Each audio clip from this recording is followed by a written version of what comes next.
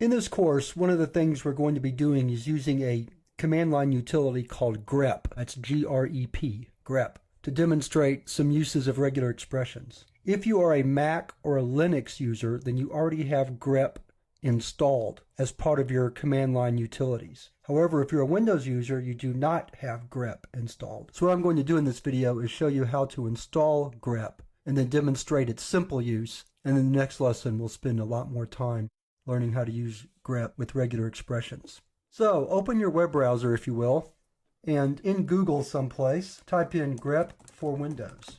And the package we want to download should be the first link that you see, Grep for Windows. Click that link. Scroll down just a bit, and what we're looking for is the setup program so that we don't have to do any manual installation.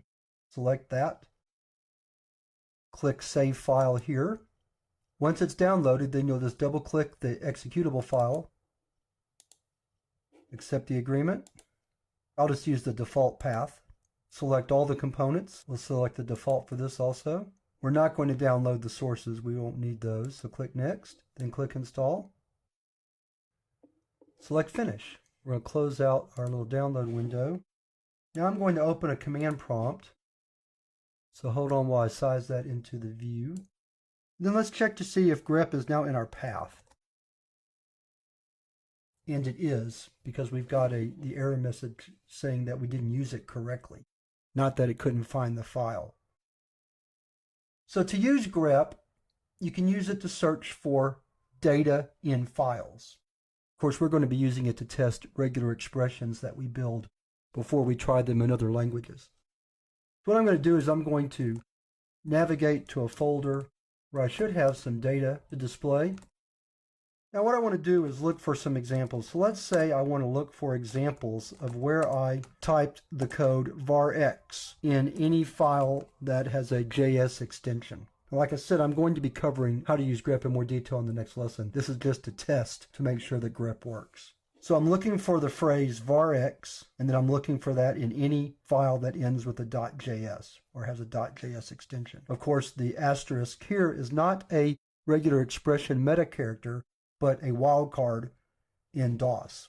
So if I hit enter here, we'll see that it did not return any matches. So let's try another one. Let's try just the keyword var. And this time you're going to see it found a lot. So let's see what Grep returns.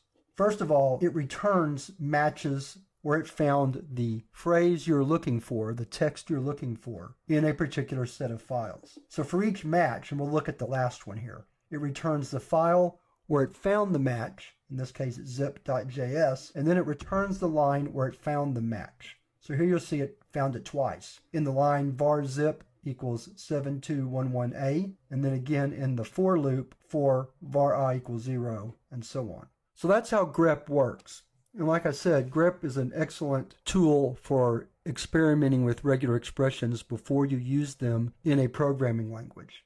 So in the next lesson, which we're moving to right now, we'll see how to use Grep to construct regular expressions.